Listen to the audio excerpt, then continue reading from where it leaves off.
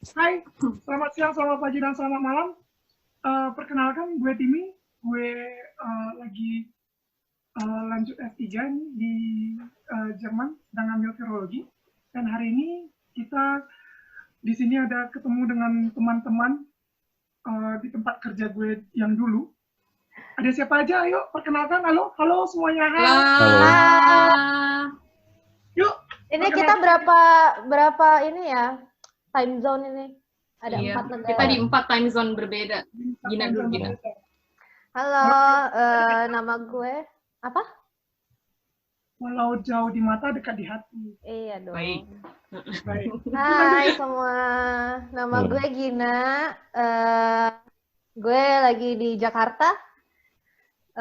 Apa ya? Oh ya, gue sekarang lagi kerja sebagai dosen di salah satu kampus swasta di Jakarta yang fokus pada life science, inisialnya I. Nah, ini teman-teman yang lain gimana? Ayo. Ya, gue Ivana, sekarang juga lagi student S3. Majornya medical science, tapi gue bukan virus, gue lebih ke cell biology. Ya, dulu Ivana itu kakak kelas gue. Yeah. Kita dulu jurusan mikrobiologi. Terus gue S2 lanjut di ITB, dia ke Belanda, Belgia ya? Gitu, molekuler biology. Dari situlah kita berbeda aliran. Nama saya Felix, sekarang di Singapura. Terus kerja sebagai riset asisten di Singapura. Felix juga microbiologist ya kan, lu TB nggak sih? Iya, kerja sekarang lebih ke arah mikro. Okay. Jadi semua kita ini Mikro. background-nya ya, ada background mikro-mikronya. Cuman kalau sekarang gue lebih fokus ke pemanfaatan microbes buat bikin makanan atau produk-produk di industri. Jadi nggak terlalu belajar tentang penyakit sih. Cuman ya gitulah. Tahu lah dasarnya. Ya, dasar-dasar. Jadi background-nya kita buat pembicaraan hari ini karena kita kesal ya. Intinya itu karena kekesalan. Karena banyak banget hoax-hoax yang beredar di Indonesia sekarang ini. Lu sebagai microbiologist pasti kesel banget. Kalau misalnya virus itu dibilang jamur. Tapi akhir ini ada loh jamur yang kayak virus. Yang waktu jamur itu, yang dikirimin itu. Oh, bala-bala maksudnya. Iya. Jamur goreng, bentuknya coronavirus. Jadi ini berawal dari karena kalau gue pribadi, karena kan kita beda time zone. Terus gue sering banget dapat hoax dari keluarga atau teman-teman yang personally nanyain, ini benar nggak sih, itu benar nggak sih? Dan padahal kita beda time zone dan kadang membuat gue harus begadang sampai pagi untuk ngejawabin mereka. Karena kalau nggak ngejawabin pun nggak enak. Jadi dari hoax itu, kayak lu menyadari nggak sih bahwa oh ternyata nggak ngerti itu orang gitu. Makanya kan ya kita membantu sebisa kita gitu. Daripada diam saja cuma consuming the news gitu kan, terus kayak marah-marah sendiri. Jadi ya karena sebenarnya hoax-hoax ini kalau orang percaya gitu aja tanpa cari tahu kebenarannya, orang tuh bisa jadi panik, terus malah jadi ngebayain mereka sendiri sih. Sampai ada yang minum alkohol lah, karena mereka kira dengan alkohol itu mikrobes, bakteri atau virus tuh bisa mati. Lagi cari alasan aja buat minum.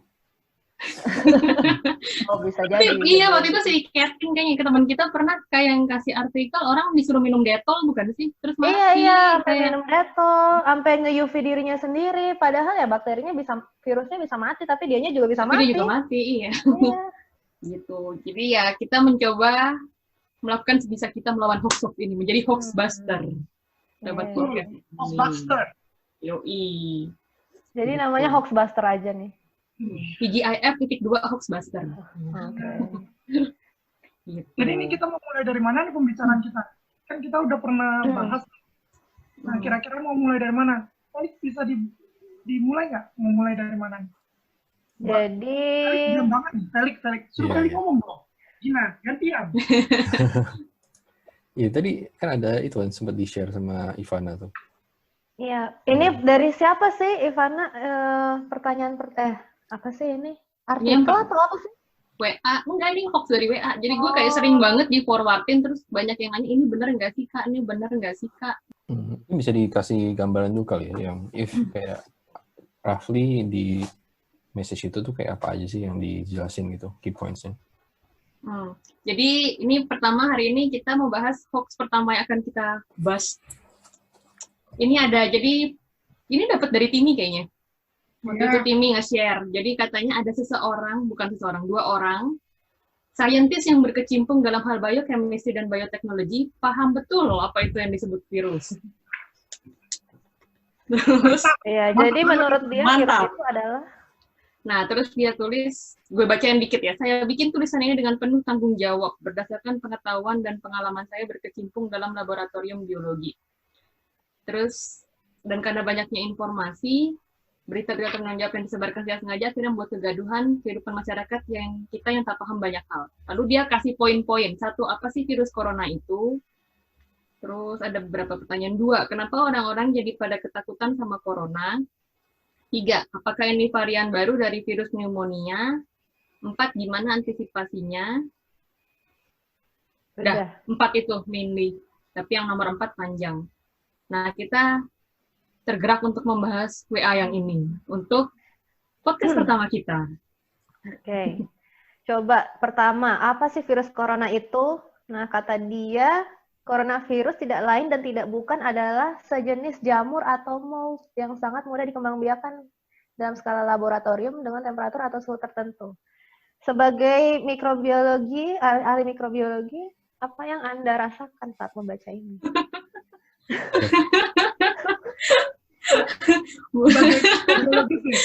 Satu Indonesia nih orang mikrobiologis bilang kalau virus itu jamur, itu berarti SMA aja udah nggak aman itu. Itu waktu kita membagi antara jamur, virus itu udah berbeda loh. Tapi gue mau coba positive thinking ya, mungkin karena dia pengen membantah hoax-hoax ini, mungkin hoax ini kan beredarnya di antara orang-orang yang awam ya, mungkin orang tuh nggak ngerti bakteri atau microorganism. Iya, tapi taunya mungkin jamur ya. Iya, kalau misalnya kayak gitu kayak gampang nanti aja ngomong kuman selesai. Kalau misalnya emang mau ngomong sesuai dengan ke orang awam. Ya. Mold yang dia bilang itu jamur atau lumut ya? Jamur atau kapang. Untung nggak mushroom ya. Beda semua ya. Antara jamur, lumut, atau kapang ya. Yang penting, kalau masalah dari kata-katanya ini nih, ada yang dia bilang dengan temperatur atau suhu tertentu. Mungkin itu aja yang benar. Kalau memang virus itu... Tunggu, kita baca satu-satu, kita bahas dari awal, jangan langsung temperatur. Apa sih coronavirus itu? Coronavirus tidak lain dan tidak bukan adalah jenis jamur yang sangat mudah dikembangbiakan dalam skala laboratorium dengan temperatur atau suhu tertentu. Oke, dari situ dulu. Jadi apakah coronavirus itu jamur? Bagaimana teman-teman? Tetot. Of course not. Sangat beda. Coba mungkin, apa sih perbedaannya? Mungkin Gina bisa, tadi kayak udah punya slide tentang virus, mungkin kayak bisa start dari virus itu apa sih sebenarnya? Sebelum nyampe virus itu kenapa mulai bukan dari jamur? Mana ya? Karena bedanya tuh udah banyak banget. Mulai dari mana? Dulu mungkin dari virus itu.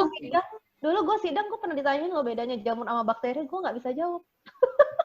Sidangnya satu saking banyaknya, gue jadi diam. Wait. Ini on air loh. Apa ya? Jadi perbedaan mendasar virus itu makhluk hidup apa enggak itu dulu dah. Nah, bedanya sama jamur, bakteri dan manusia, virus itu untuk berkembang biak dia butuh inang atau butuh masuk ke makhluk hidup. Makanya dia biasanya hidupnya di tanaman, hewan atau manusia dan nyebabin penyakit. Jadi kalau dia di luar tubuh makhluk hidup dia nggak akan bisa berkembang biak. Bisa bedanya sama kayak bakteri-bakteri atau apa yang parasit juga yang masuk ke dalam sel itu gimana? Nah, bakteri nggak perlu masuk ke badan kita untuk berkembang biak. Jadi virus itu sih sebenarnya apa ya?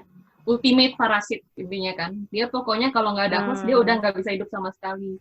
Jadi bahkan dia nggak qualify disebut makhluk hidup karena dia intinya tidak hidup. Tidak hidup. Dia butuh bantuan sel lain supaya dia bisa berkembang biak. Ya, makanya sebenarnya virus itu cuma numpang hidup aja sih di tubuh kita. Iya. Cuman sayangnya karena dia numpang hidup, kitanya jadi sakit. Oke, bakteri-bakteri yang bikin penyakit sebenarnya dia bisa hidup sendiri, cuman dia kayak butuh sesuatu dari hostnya gitu. Entah itu nutrisi kah, apakah gitu. Kalau ini tapi benar-benar nggak bisa sama sekali untuk hidup kalau nggak ada hostnya intinya. Jadi kalau dibandinginnya sama jamur, gue merasa kalau lu bandinginnya sama bakteri itu mendingan, ya nggak sih? Iya. Kalau jamur itu terlalu jauh, men. Apalagi mold. Kenapa Apalagi jauh? mold. Karena virus itu tuh kecil banget. Dan itu kita juga nggak bisa bilang itu sel ya. Nggak bisa, Karena bukan sel. Iya, itu udah beda banget. Strukturnya aja tuh udah beda banget. Bahkan kalau memang perbedaan dia kedua. itu mikrobiologis dan bioteknologis, dia harusnya tahu spora ya. Iya. Sebenarnya Tapi dia nggak tahu spora. Nah itu spora itu bahkan lebih besar daripada virus. Impossible gitu. Dan kalau memang dari kata-katanya itu yang tadi katanya dikembangbiakkan dalam skala laboratorium dengan temperatur atau suhu tertentu, itu mungkin masih make sense virus. Memang bisa dikembangbiakkan di dalam laboratorium, memang memerlukan temperatur dan suhu tertentu untuk bisa dikembangbiakkan. Tapi kata-kata dia yang salah di sana adalah dia tebal kan, dia bold, jamur atau mold. Dan katanya dia tidak lain dan tidak bukan adalah jamur. Kalau gitu biasanya tulisan kayak gini mah langsung gua delete. Kayaknya salah semua ini. Iya, udah nggak percaya bawahnya jadinya. Iya.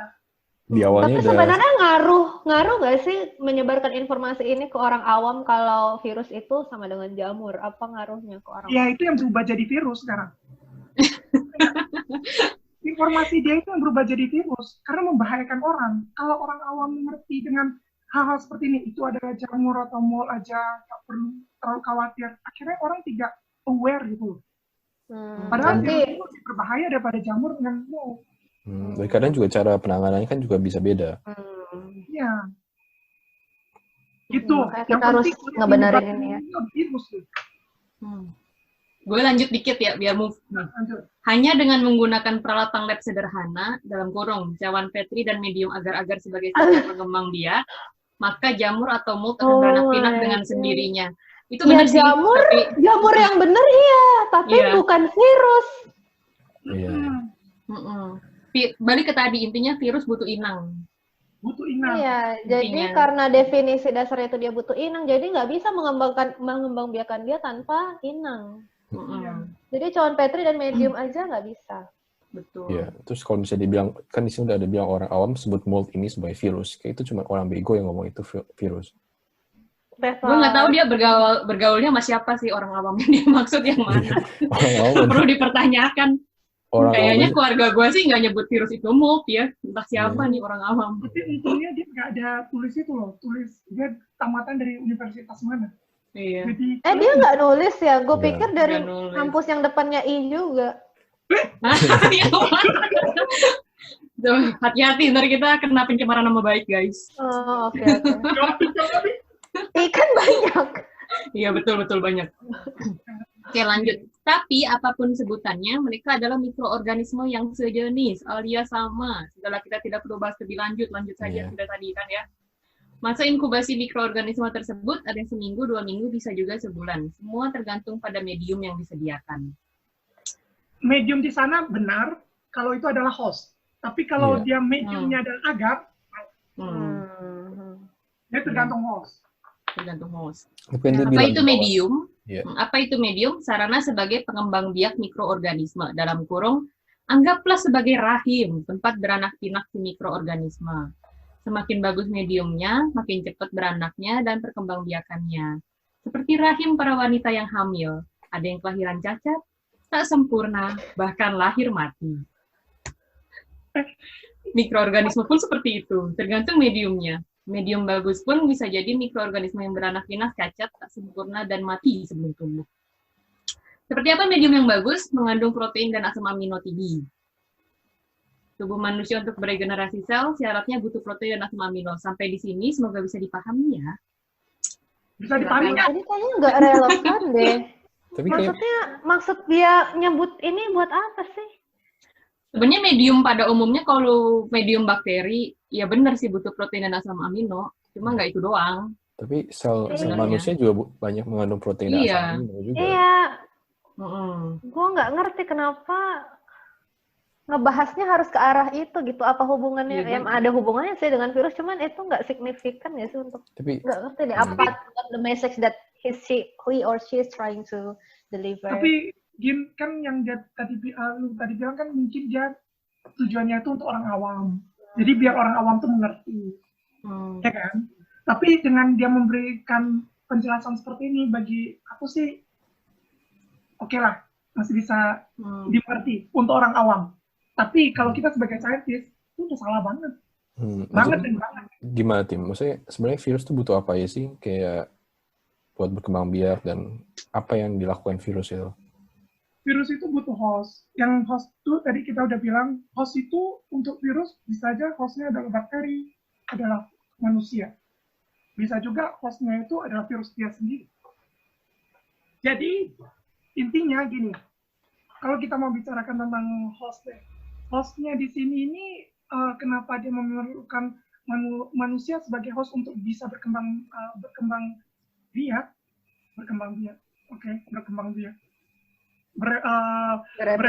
Replikasi, memperbanyak diri.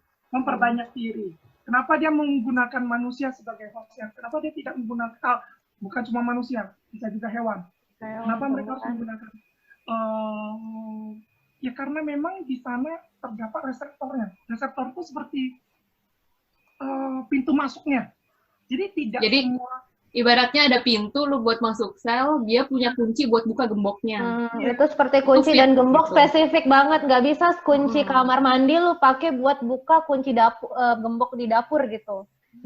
Pokoknya spesifik. Nah itu juga virus tuh kayak gitu. Dan setiap harinya kita itu sebenarnya terekspos dengan banyak virus. Dan tidak semua virus itu bisa menemukan kunci. Nggak taunya pas ada virus yang tepat yang menemukan kunci, dia masuk ke dalam tubuh kita. Tapi waktu masuk dalam tubuh kita pun dia tidak langsung bisa bereplikasi tentunya. Ya seperti yang dibilang, dia harus ketemu dulu dengan sistem imun kita. Kalau misal sistem imun kita kuat, virus itu kalah jumlah. Paham nggak? Sampai di sini paham ya? Sama seperti dia. Jadi sebenarnya mengapa dia memerlukan host? Ya, dia memerlukan host karena dia juga memerlukan yang namanya pintu masuknya. Gitu loh. Ya kalau misalnya di dalam cawan Petri atau di dalam di dalam media gitu, itu masuknya dari mana? Mungkin itu kali. Kalau dia ngejelasin cawan Petri, mungkin dia lebih menjelaskan gimana cara lu mengembangbiakan mikroorganisme di lab, ya nggak sih? Tapi kalau jadi cawan Petri dan media itu kayak menggantikan. Aslinya kan dia butuh host. Kalau di lab kan masa mau pakai orang gitu kan. Jadi kita memindahkan itu ke yang namanya cawan Petri. Cawan Petri itu konten medium. Cuma kalau iya, tapi kalau kayak gitu berarti kalau di gitu berarti mestinya di dalam cawan Petri itu ada sel manusianya juga. Nah, exactly. Nah, iya itu. Nah, bukan untuk kasus agar. virus, ya dalam cawan Petri itu harusnya bukan agar. Kalau bakteri pun nggak satu jenis agar bisa untuk semua bakteri. Tergantung kan, lu maunya dapat bakteri apa, agarnya menyesuaikan. Gitu. Mau jamur juga gitu kan, kebutuhannya beda-beda. Mungkin dia mencoba menjelaskan sama kayak ada kayak hewan-hewan aja, ada yang butuh makan sayuran, ada yang butuh makan daging. Nah, Ini perlu makan pisang. kulit pisang. Internal jokes guys, sorry. Gitu. Dan kalau di lab bukan masalah medium doang ya, Tim. Harus ada ngatur temperatur segala nggak sih kalau buat virus? Ya, dia kalau misalnya beberapa virus ya, contohnya untuk DNA virus itu tergantung dengan temperaturnya tinggi atau rendah. Itu juga bisa mempengaruhi attachment. Jadi virus itu sebelum dia bisa masuk ke dalam sel, dia harus memposisikan diri. Dia harus memposisikan diri dulu, ya sama seperti manusia juga kita harus memposisikan diri dulu baru bisa masuk ke dalam pintu kan. Nggak mungkin tembok, pintu di sebelah kita masuk dari tembok. Kita harus memposisikan diri dulu. Nah, dari memposisikan diri itu juga tergantung temperatur. Nah, kadang sudah dia masuk ke dalam sel, itu juga tergantung lagi dari temperaturnya. Kalau misalnya terlalu tinggi, dia menjadi lambat. Ada juga beberapa virus yang temperatur tinggi, dia malah menjadi cepat. Itu tergantung dengan virusnya apa. Gitu. Ya, gitu ya guys. Itu salah 2 contoh apa yang lo harus perhatikan kalau mau tahu virus ngembanginnya gimana kalau di luar badan. Tapi kalau dalam badan itu tadi, intinya dia perlu host. Ya kan? Sesuai jenis virus masing-masing. Karena virus itu banyak kelompoknya. Ya, Oke, lanjut pertanyaan kedua ya guys. Kenapa orang-orang jadi pada ketakutan sama corona? Karena tak paham, makanya ketakutan. Oh ya betul sih. Betul itu. Kalau kata Marie Curie apa? Lu takut dengan yang lu tidak mengerti. Belum lagi pemberitaan yang dibombardir terus-menerus. Masalahnya pemberitaan pendek sebaris saja, tidak lengkap, menimbulkan keresahan di kalangan masyarakat.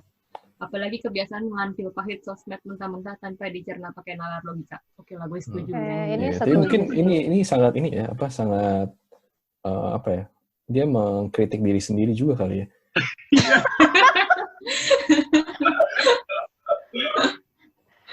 Jangan-jangan ini sebenarnya social eksperimen. Ini cuma mau tahu aja siapa yang beneran. Siapa nih? Jangan-jangan ini clickbait, guys. Iya. Nomor 3. Apakah ini varian baru dari virus pneumonia? Tidak, bukan. Emang ada virus pneumonia? Ada. Nah, coba silakan. Mungkin bukan virus pneumonianya ya. Yang aku tahu itu adalah virus yang menyebabkan simptom seperti pneumonia. Ada. Tapi kalau virus apa sih yang menyebabkan influenza gitu termasuk nggak? Gue nggak hafal. Gue juga nggak hafal sebenarnya. Oh ya, oke, ya udah nggak apa-apa. Gila. Tapi ya intinya pneumonia tuh kayak bisa disebabkan oleh berbagai hal sebenarnya, nggak virus doang. Pneumonia ada kan juga bakteri, ya kan? Itu juga. Yang paling banyak sih bakteri nggak sih? Ya umumnya. Oh ya, silakan Felix, silakan. Kayak ada viral pneumonia juga deh. Cuman jadi ya sebenarnya pneumonia itu kan kayak gejala kan, kayak demam, hidung tersumbat. Nih pneumonia salah satu gejala penyakit doang, bukan spesifik gitu kan. Ketika ada pneumonia maka sama dengan dan disebabkan itu oleh pun virus. Sebenarnya bukan tapi sebenarnya bukan virus itu yang menyebabkan pneumonia itu secara langsung kan, karena imun sistem kita overwhelm ngelawan si virus itu, bener nggak sih? Ya, akhirnya inflamasi. Itu kayak dari cytokine. Inflamasi itu peradangan, guys. Lanjut apa? Itu kayak cytokine storm nggak sih? Cytokine storm bahasa Indonesia gimana, Bang? Badai sitokin. Sitokin tuh apa ya, kayak badan lu saat ada infeksi mengeluarkan apa ngomongnya, senyawa signal yang akan mensinyalkan biar sistem kekebalan lu berperang lebih lagi gitu. Nah itu too much. Jadi kalau mau bahas itu mungkin harus bikin video satu lagi ya, terpisah. Itu terlalu complicated. Ini udah buat cek ya, viral pneumonia itu ada. Jadi ada. Tapi yang kayak si Felix bilang itu adalah dia adalah berupa dari sign dengan symptoms. Jadi bukan betul-betul langsung pneumonia gitu loh. Tapi itu adalah symptomsnya. Dan itu mungkin aja muncul dari influenza virus A atau B, lalu respiratory virus. Ya, jadi anyway gitu ya, kesimpulannya pneumonia itu cuma sebagai suatu simptom. Jadi nggak selalu kalau lu punya pneumonia sama dengan lu ada virus. Ya. Bisa juga bakteri dan lain-lain. Oke, lanjut. Hampir semua mikroorganisme tersebut, entah tersebut itu maksudnya yang mana, bentuknya memang corona alias dari kata crown atau mahkota. Bulat. Plus ada kayak antena TV-nya. Teman-teman pasti sering lihat dalam versi CGI-nya di iklan-iklan jualan AC, humidifier, dan bahan-bahan disinfektan. Saya sertakan screenshot. Jadi ini bukan mikroorganisme baru. Kita udah sering ketemu si corona dari bertahun-tahun silam. Kok baru pada ketakutannya sekarang sih? Nah, media nih yang mesti tanggung jawab gorengan pisang dan risolnya. Oke. Jadi yang ini yang kayaknya perlu dibahas tadi. Hampir semua mikroorganisme bentuknya memang corona, alias dari kata crown atau mahkota. Wah, parah sih ini. Parah ya? Satu virus, bisa sih. Oke, silakan. Saya persilakan. Apakah semuanya berbentuk mahkota? Tentu tidak. Bahkan virus pun nggak semuanya berbentuk mahkota. Apalagi yang lain, kalau bakteri itu ada yang batang, ada yang bulat, ada yang kayak koma, ada yang spiral, macam-macam, dan gak semuanya mahkota. Cuma, mungkin ada yang mau mengklarify kenapa yang mahkota itu yang gimana maksudnya? Itu satu kelompok aja sih, kayak satu keluarga. Kenapa coronavirus itu sebenarnya satu kelompok virus kan, bukan. Jadi yang kayak apa ya? Kayak misalnya anjing ada beberapa jenis. Ada kelompok anjing anjing yang kecil. Kan kita nggak bisa bilang semua anjing sama bentuknya. Ada anjing yang kecil, ada yang gede. Bisa kita kelompokkan. Kayak gitu mungkin analoginya. Yang herannya itu kenapa dia bisa bilang organisme tersebut berbentuk memang corona gitu. Kalau memang semuanya bentuknya corona, ya ngapain dia belajar mikrobiologi gitu. Dan kenapa namanya corona gimana ya? Kalau semua itu belajar kronologi nggak sih? Ya. Ya intinya guys, kami sebagai kita nggak semuanya mikrobiologis, tapi kami yang punya background dikit aja agak mempertanyakan kayak gitulah ya. Iya. Masalahnya kalau anak tahun pertama juga udah tahu kan. Kayaknya yang berikutnya itu loh, bulat dan ada kayak antena TV-nya. Antena TV? TV kayak gini nggak sih? Ada siaran TV tertentu itu. Gila, ada antena TV-nya. Ngapain ke antena TV? Berarti cuma 2 gini. Mungkin maksud dia, gue mencoba berpikir positif, maksud dia glycoproteinnya kali. Iya, glycoprotein, tapi nggak kayak antena TV juga. Ya, tapi nggak antena TV juga sih. Ya, mungkin biar mudah. Cuma, ya cukup bikin geleng-geleng lah gitu lah ya. Intinya salah ya, guys. Tidak semua mikroorganisme itu lebih mirip mahkota. durian nggak sih daripada antena TV? Iya, gue juga merasa mirip durian montong. Kangen ya. Boleh juga. Oke, dia mau nambahin? Kalau nggak move on nih. Pertanyaan nomor 4 aja deh. Tapi kayak kalau misalnya mau kayak misalnya coronavirus emang dibilang karena corona karena kayak ada ininya, ada kayak apa sih, protruding itunya, kayak ada yang nonjol-nonjolnya gitu. Yang tadi kita sebut glycoprotein. Jadi coronavirus ini sebenarnya nama salah satu kelompok virus. Iya. Gitu. Nah, yang tergabung di kelompok corona ini siapa aja? Contohnya yang SARS sama MERS itu juga tergabung di sini. Kenapa disebut coronavirus? Karena memang dia punya amplop yang bentuknya kayak mahkota. Tapi nggak semua mikroorganisme punya amplop ini. Bahkan nggak semua virus punya amplop ini. Gitu.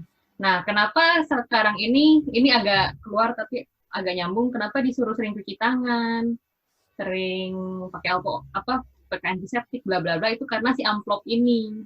Amplop ini tuh gampang rusak, gampang luruh dengan lu cuci tangan. Makanya dengan lu cuci tangan, lu merusak virus ini. Makanya ya gampang lah mencegah penyebarannya dengan itu. Gitu. Jadi amplop ini terbuat dari kayak semacam lemak gitu ya. Makanya kalau misalnya kita habis megang-megang minyak masak gitu kan, berminyak, terus kita pasti nyuci tangan pakai sabun, terus minyaknya langsung hilang kan. Prinsipnya sih mirip kayak gitu. Prinsipnya sama, karena amplopnya dari lemak, dari lipid, jadi cuci tangan hilang gitu intinya, dia luruh. Lanjut aja. Kalau search coronavirus juga bakal. Ya, search aja coronavirus, kalian akan lihat. Kalau nggak waktu perbandingannya supaya ini percaya kalau nggak semua virus bentuknya kayak gitu, coba cek virus apa lagi ya? Betul. Ebola. Coba cek Ebola, bentuknya udah beda banget. Jadi nggak semuanya kayak gitu. Nomor 4, bagaimana antisipasinya? Saya akan jabarkan secara lengkap. Semoga bermanfaat dan meredam gonjang-ganjing risau sosmed yang digoreng tak sampai matang ini. Saya tak akan bahas lagi soal hygiene, pasti sudah pada paham. Yang akan saya jabarkan adalah soal pengendalian dan solusinya yang murah meriah. Wah, A, sediakan cuka makan. B, satu-satu deh, A dulu. Cuka makan, ulasan. Cuka makan plus air 1:4. Itu dia. Jadi dia mengklaim dengan pakai cuka makan, gue nggak tahu cuka makannya diminum kah, lanjut di ulasan. Ya di B sama D dia bilang pakai humidifier atau pakai benar-benar. keras. Oh iya benar. Jadi dia bilang gini, sorry. A, sediakan cuka makan, B, sediakan humidifier, terus di bawah dia tulis cuka makan, pengencerannya 1:4, masukkan ke alat humidifier, atau kalau punya kipas angin di rumah, taruh cuka plus air dalam mangkok depan kipas angin. Biarkan seluruh ruangan sampai ke teras rumah dan kamar mandi kesemprot cuka. Mikroorganisme mau itu bentuknya crown kayak, cincin kayak, gelang kayak, kalung kayak, bakal mati dan nggak sempat inkubasi. Simple toh, tolong dijalankan. Wah, ini sih bahayanya. Jadi bagaimana? Apakah cuka membunuh virus, guys? Nih ya, kalau virus, kalau dia beneran refernya itu ke mold, jadi sebenarnya dia maksudnya ini ngomongin virus apa mold ya? Kalau itu pun bener mold, itu akan jamur itu sebenarnya lebih suka ke pH yang slightly acidic.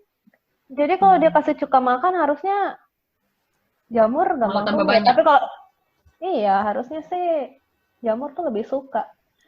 Tapi gue nggak tahu kalau virus gimana ahli virologi? Bapak Dimi. Virus, terutama kalau yang settingnya di lab ya, kalau tempat yang terlalu asidik itu biasanya untuk kita kalau lagi buat assay, virusnya mau dihilangkan gitu, kita biasa pakai asid. Memang ada menggunakan acidic environment, jadi attachment-nya itu dia lepas. Virus yang cuma attach dia akan lepas. Tapi dengan dia bilang pakai humidifier, dia bilang tadi apa? Perbandingannya 1:4 lagi. 4. Itu apakah benar masih asam? Aku tidak yakin. Paling itu udah kebanyakan airnya ya. Ya, terutama ini sebenarnya disupport dengan penelitian atau enggak? Kalau cuma ngomong begini aja, mas, semua orang juga, ya kenapa harus pakai cuka makan? Cuka apel bisa nggak? Cuka yang lain bisa nggak? Berapa persen cukanya? Tidak dikasih tahu. Ya kan? Maksudnya kalau kita di lab, kita tahu dong berapa glacial acetic acid itu konsentrasinya berapa gitu. Pokoknya itu nggak semudah itu ya, jenis cukanya mempengaruhi, pH-nya mempengaruhi. Iya, semuanya itu mempengaruhi, temperaturnya juga mempengaruhi. Iya. Ya kan? Kalau misalnya berkaitan dengan yang nomor D itu disuruh pakai Biclean masih make sense lah ya. Iya, kalau pakai Biclean gua masih make sense kalau Biclean. Cuman Biclean ditaruh di dalam humidifier. Nggak di. Nah, itu nanti kita bikin video lagi kali ya. Tapi itu beneran ada ya? Ada. Om gue nggak tahu sih dia pakai Biclean atau pakai alkohol, cuman dia khusus beli kipas angin yang lu bisa taruh cairan buat nyemprotnya kayak buat di Dufan itu loh, nyemprot air. Tapi ini taruhnya antiseptik. Buset. Itu om gue. Disitulah gue menyadari, wow, mungkin kita bisa membantu dengan menerangkan ini sedikit yang kita tahu gitu. Tapi kalau cuka, bahkan om gue pun gitu. Sorry. Kalau misalnya Biclean sendiri juga ya beracun juga, asap apa? Dia punya ini ya kan, fume-nya dia punya apa bahasa Indonesianya tuh fume. Korosif, uap. Uapnya beracun juga kan kalau dihirup. Ya. Dan kayaknya bisa karsinogen. Kalau nggak beracun harusnya di toko-toko tuh udah dijual ya antiseptik buat ruangan gitu, Biclean atau sejenisnya. Lebih murah udah lagi dijual, iya. Kan ada alasannya kenapa itu nggak dijual sebagai penyemprot ruangan. Jadi apa? Coba-coba deh. Biclean sebagai disinfektan tuh benar, cuma kalau kita pakai buat itu ruangan kan kita akan kena kontak. Nanti kita sendiri kena gitu, dan itu mungkin nggak safe. Tapi bahwa statement Biclean itu membunuh mikroorganisme itu benar. Di lab pun kita kalau ngebersih-bersih pakai Biclean. Iya, atau nggak pakai sebenarnya bahan aktif di pemutih itu ini kan klorinnya. Klorinnya itu banyak banget kayak produk-produk yang klorin base yang bisa bunuh kuman. Mau baik itu virus, mau baik itu bakteri gitu kan. Cuman tapi juga bukan buat diminum sih, itu kalau diminum ya. Ya emang. Karena kita ketemu Biclean boleh diminum kan? Ada tulisannya jangan diminum. Iya. Gue nggak perhatiin sih. Ya, kecuali sangat diluted lah. Kayak buat atau kecuali sangat haus. Sangat kalau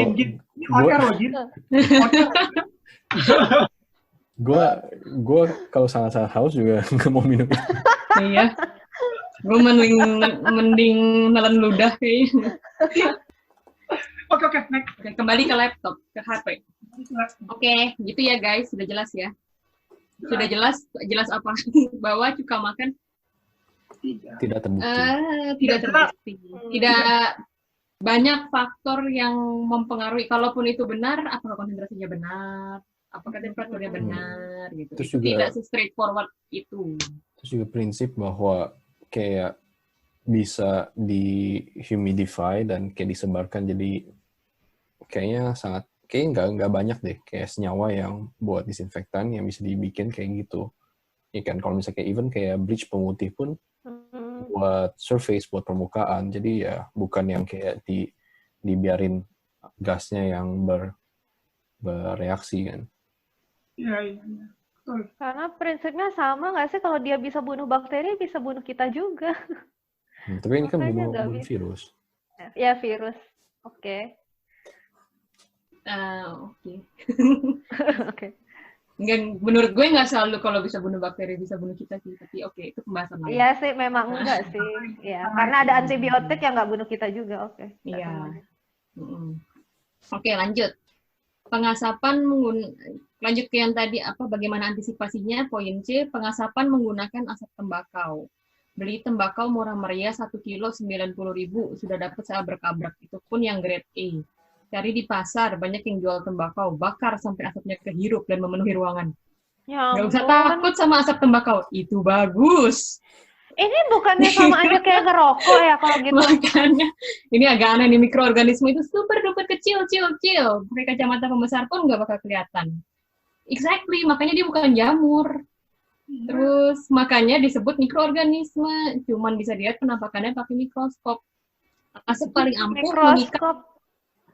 paling ampuh mengikat mikroorganisme. Nano lawan nano. Asap sama dengan nano sama dengan molekulnya kecil, bisa masuk ke sela-sela terkecil.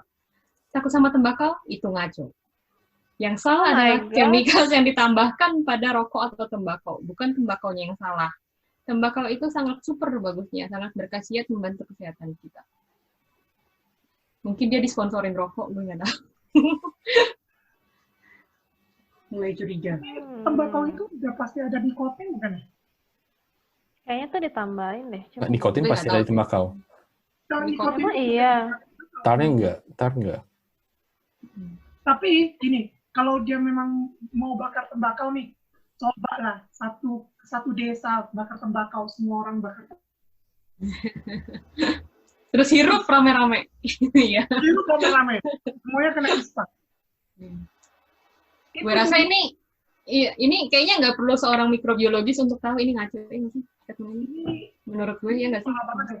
Kalau yang kata-kata yang di bawah ini kayaknya disponsori itu ya, kata Ivana disponsori. Ini kayak perusahaan tembakau. Gue nggak tahu sih, maksudnya kayak seberapa, maksudnya efek tembakau murni dari segi bikin kanker atau apa, dari segi kalau dia dihirup atau gimana ya. Cuman kalau misalnya lu baca kayak ngunyah tembakau aja itu bisa bikin kanker gitu loh. Ada studinya gitu kan, bahwa kayak tingkat resiko buat dapat kanker kalau lu kunyah tembakau, di beberapa culture kan suka kadang kunyah tembakau gitu kan. Dan itu bikin meningkat kayak kanker di mulut dan di tenggorokan. Iya, kanker lidah gitu-gitu. Iya, jadi kayaknya bukan cuman yang bahaya, bukan cuman dari segi tambahan aditif dari rokok doang deh.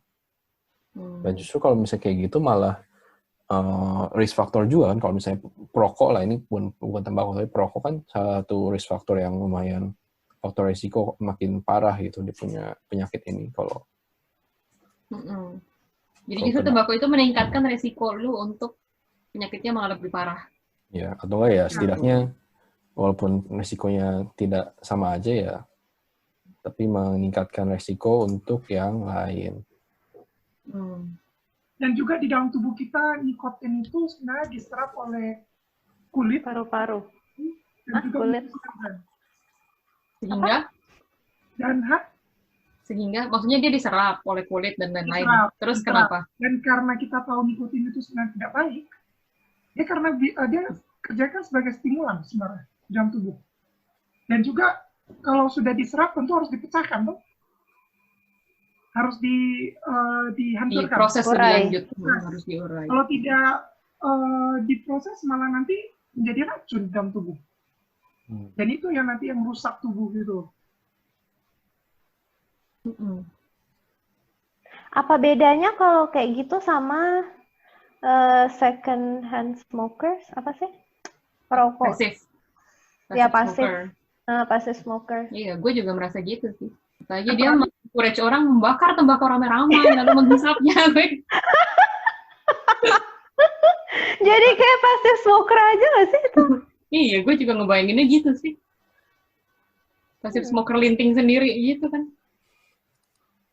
Menarik. Ya, Next time kayaknya kalau bikin link-link kayak gitu harusnya dia kasih tahu source-nya ya biar kita bisa cek juga apakah source-nya kredibel. Iya.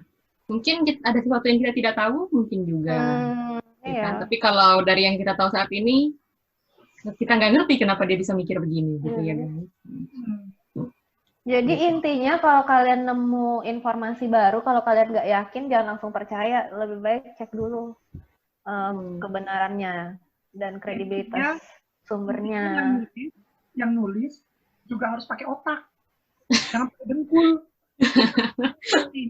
Yang nulis, yang menerima juga harus diproses dulu. Parah nggak sih yang nulis? Tapi yang nulis ini parah banget deh. Siapa namanya? Sonia dan someone. Sonia dan Nia. Bukan, kayaknya Sonia / Nia satu orang kali ya maksudnya. Rasanya dia mengklaim malu loh. Tenang. Orang Indonesia malu loh bilang kayak gitu. Satu dunia bilang apa ini?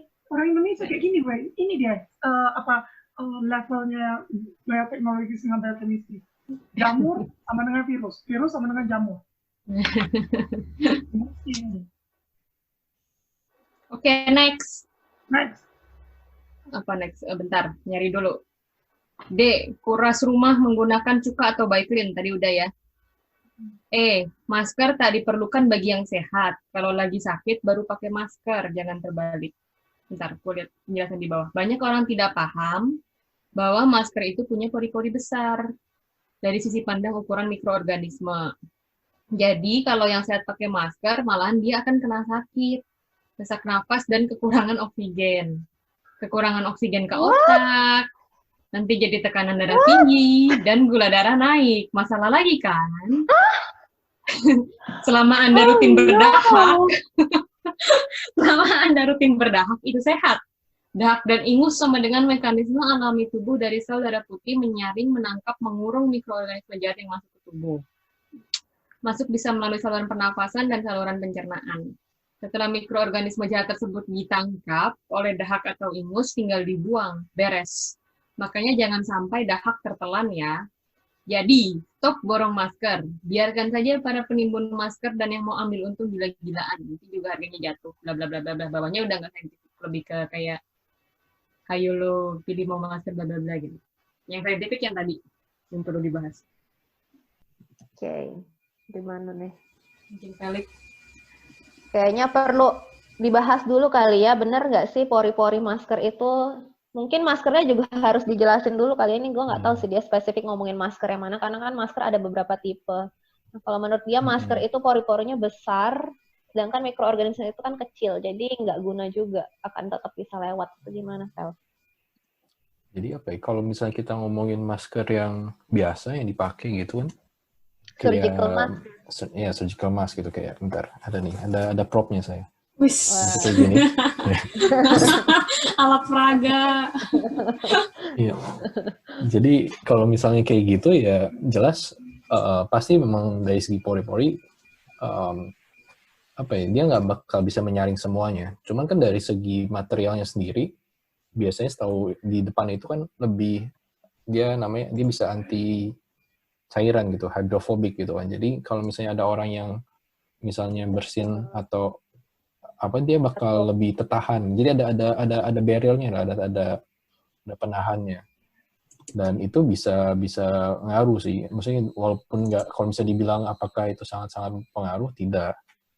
Cuman ya boleh lah gitu dipakai gitu kan.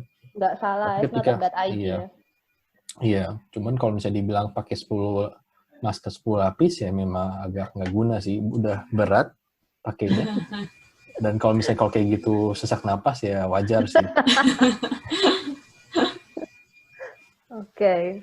Ya, jadi nggak, itu less likely lah ya, kemungkinannya kecil sekali sampai sesak nafas gara-gara pakai masker surgical mask itu ya. Logikanya itu kan masker itu kan paling yang sering dipakai sama dokter-dokter ya kalau lagi operasi atau lagi berhadapan dengan pasien. Kalau kayak gitu berarti dokter-dokter itu lagi sesak nafas, dia selama menangani kita itu dia lagi struggling untuk bernafas. Jadi coba dipikir lagi deh sebelum. Gue malah kayak ini kayak nggak ada common sense-nya gitu nggak sih? Iya, makanya. Aneh banget. Terus dia malah bilang kita jadi sesak nafas, kurang oksigen, jadinya tekanan darah tinggi dan gula darah naik. Itu gimana tuh?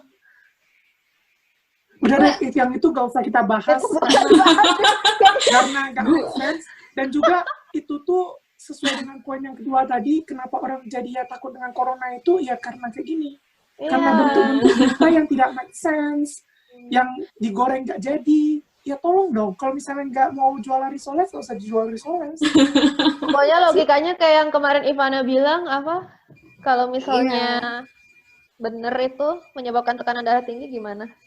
Iya kayak gimana ya? Mungkin konsep APD itu melindungi diri satu ya. Jadi kayak kalau lu mau terhindar dari virus, yang mana assuming misalnya lu pahit-pahitnya meninggal berapa sih 2 minggu gitu ya. Sementara kalau lu pakai masker ini, lu sesak napas. Jadi kayak oke, lu nggak kena virus tapi lu mati karena sesak napas gitu loh, kayak nggak masuk akal banget gitu. Padahal itu sendiri kan buat melindungi, malah membahayakan. Iya, malah membahayakan diri sendiri. Apalagi terus dia bilang kekurangan oksigen ke otak, nanti jadi tekanan darah tinggi dan gula darah naik. Gak ada hubungannya. Gak ada hubungannya, gula darah tuh dari makanan lu, bukan dari napas lu gitu. Gimana ceritanya gula lu terpengaruh napas coba? Terus dan kayak tekanan darah tinggi itu biasanya karena lu makan garam kebanyakan ya. iya, itu tuh gak ada hubungannya sama napas. Aduh, nih orang. Gak tahu apa dia ada contoh kasus apa gimana ya, kok bisa kepikir gitu nulis gini, bingung juga. Iya nih, jadi terinspirasi untuk menjadi lebih kreatif. Oke, saya harus calm down. Okay. Saya terpicu. Awalnya mau scientific writing jadi creative writing dia. Beruga. Oke, terus bener nggak sih kalau yang sehat, jadi masker itu cuman buat orang yang sakit. Kalau kita sehat lebih baik jangan pakai. Itu gimana? Karena kan soalnya pemerintah kemarin juga di awal-awal gencar bilang kalau masker itu cuma buat orang yang sakit. Jadi jangan pakai masker kalau lu sehat-sehat aja. Oke, kalau dari pendapat gue ya, kalau aku bilang saat ini nih karena kita itu juga masker itu langka.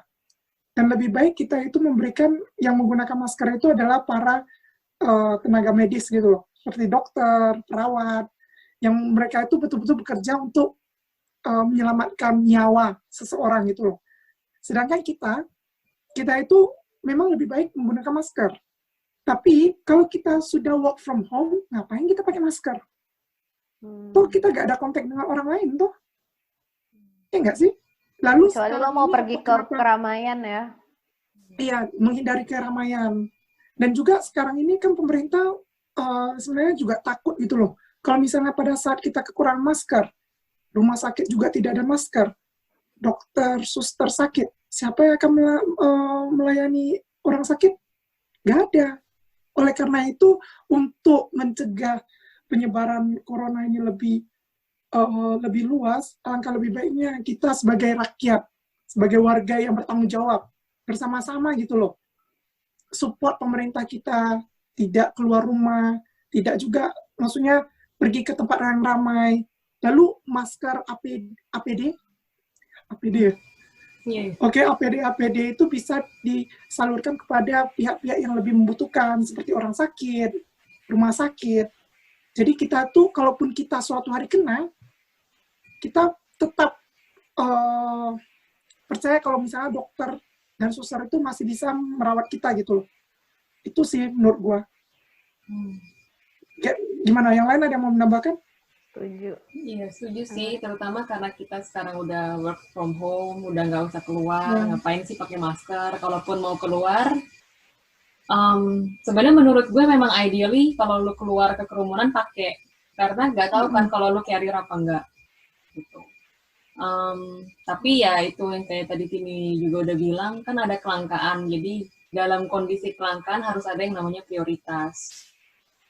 Seberapa kemungkinan lu menyebarkan atau terkena itu jauh lebih kecil daripada tenaga medis yang jauh lebih membutuhkan. Gitu sih. Tapi memang kalau di ideal world di mana nggak ada keterbatasan supply, kalau ke kerumunan memang sebaiknya pakai. Gitu. Ya, jadi kalau misalnya, Iya kan? Ya jadi kalau mau nambahin aja, jadi sebenarnya masker ini bukan cuma dipakai dokter, tenaga medis buat nanganin corona gitu ya, di banyak macam kegiatan di rumah sakit, bahkan kayak namanya juga surgical mask gitu kan, kayak dokter bedah pun pakai surgical mask, kayak beberapa bentuk dari masker tersebut gitu kan. Jadi bukan cuma orang yang nanganin corona doang yang pakai gitu kan. Jadi kalau misalnya, oh gue udah nyumbang nih buat orang-orang tenaga medis yang nanganin corona, bukan berarti supply-nya terus jadi kita bisa pakai gitu kan. Jadi banyak kebutuhan-kebutuhan lain gitu. Iya. Jadi orang ya kan di dunia ini nggak sakit bukan karena coronavirus doang, udah banyak penyakit-penyakit lain. Iya. Okay. Terus apa lagi nih? Selama Anda rutin berdahak itu sehat? Itu gimana? Gue jarang banget lo berdahak, jujur aja. Jadi gue sakit. Tapi lo nggak sehat. Gue hampir nggak pernah berdahak. Mungkin maksud dia itu berdahak itu pertanda kalau sistem imun kita itu lagi berjuang melawan virus sepertinya ya. Ya. Jadi bukan berarti kita sehat sih. Itu malah pertanda kalau kita lagi sakit. Kita lagi sakit, justru lagi exposed dengan patogen, dengan kuman. Ya, cuman itu indikasi bahwa ya imun sistem kita lagi bekerja. Gitu. Dan gak semua juga jadi bedah kan kalau dia nyerang respiratory doang gak sih? Iya benar. Iya. Jadi sebenarnya daripada menimbun masker lebih baik tetap ikutin kata pemerintah aja, stay at home, di rumah aja, minimalisir kegiatan di luar. Dan kalau terpaksa banget harus keluar, hindarilah tempat-tempat yang rame. Kalaupun harus tempat itu rame, ya pakai masker lah ya. Cuman maskernya mungkin bisa nggak pakai masker kain gitu? Kalau misalnya cuman untuk menghindari orang bersin langsung ke muka kita gitu. Menurut kalian gimana? Menurut gue sih better than nothing. Kalau gue. Sebenarnya salah satu fungsi masker sendiri kan kadang biar orang kayak kita sendiri kayak conscious lah, kita nyadar kalau misalnya kita pegang daerah muka kita langsung ada masker gitu kan. Jadi di satu sisi ada sih, dan kayaknya ada beberapa artikel atau paper yang coba mencoba melihat apakah masker yang kayak dari kain gitu berfungsi apa enggak gitu kan. Of course kalau misalnya dibandingin masker yang lebih canggih misalnya N95 itu lebih kategori respirator gitu kan, pasti lebih bagus itulah. Tapi kalau misalnya itu tadi bilang better than nothing gitu kan. Cuman ya bukan suatu hal yang direkomendasikan juga sih sebenarnya kalau misalnya secara umum, secara rutin ya, kalau misalnya kita keramaian pakai gitu ya faktor keramaiannya sendiri sih yang itu yang lebih krusial. Sebisa mungkin hindari keramaian lah ya. Tapi kalau terpaksa banget jangan sampai, pokoknya tetap jaga jarak. Jaga jarak minimal 1,8 sampai 2 meter. Dan kalau tangan kita masih kotor jangan pegang-pegang muka ya. Sebenarnya kan tujuan pakai masker sendiri itu supaya kita nggak menyebarkan. Jadi kalau misalnya daripada ribet nggak punya masker, sebenarnya alternatifnya kan lu bisa sneeze kayak gini. Karena kemungkinan lu megang muka dengan ini kan sangat kecil gitu. Sedangkan kalau lu covernya gitu, mungkin lu pegang-pegang gitu. Tapi jangan pegang yang lain gitu kan. Kan lu nggak mungkin kayak pakai sikut lu sana kemari gitu. Jadi alternatifnya daripada ribet nyari masker ya gini aja gitu. Bersinnya ke siku. Ya, dan mungkin kalaupun emang lo sakit lebih baik jangan keluar karena itu resiko lo menyebarkan ke orang. Ini ya, lebih besar. Jadi lebih baik stay at home. Tapi kalaupun masih harus keluar dan harus batuk atau bersin kayak gini ya, jangan atau tangannya sudah dicuci. Nah terus ada lagi nih dia bilang barang-barang bekas bisa jadi medium si corona beranak pinak. Nah barang-barang bekas padahal tadi kita udah bilang kan ya, dia itu virus ini tumbuhnya di sel-sel hidup. Nah sedangkan barang bekas itu kan benda mati ya. Iya. Jadi ini udah salah banget. Barang-barang bekas bisa jadi medium si corona beranak pinak. Lebih baik disingkirkan, cuci bersih, pakai cuka atau Baiklin, baru sumbangkan. Oh, gue pikir Habis disuruh nonton Marie sumbang. Kondo kali. Kenapa? Habis nonton Marie Mungkin habis Kondo. itu. Decluttering. Terus dia bilang atau bakar sekalian. Kalau bakar kayak gini ntar yang pecinta-pecinta lingkungan pada marah. Gak ada manfaatnya ditimbun, mati juga kita nggak akan bawa masuk barang-barang itu ke liang kubur.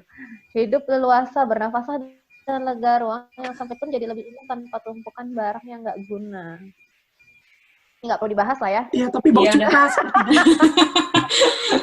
Bingung mau bahasnya gimana. Sebenarnya mungkin kalaupun mau bahas yang saintifik yang tadi kan, corona bisa hidup di luar inang berapa lama, tapi itu mungkin pembahasan yang lain karena itu sebenarnya lumayan Next ribet. time ya.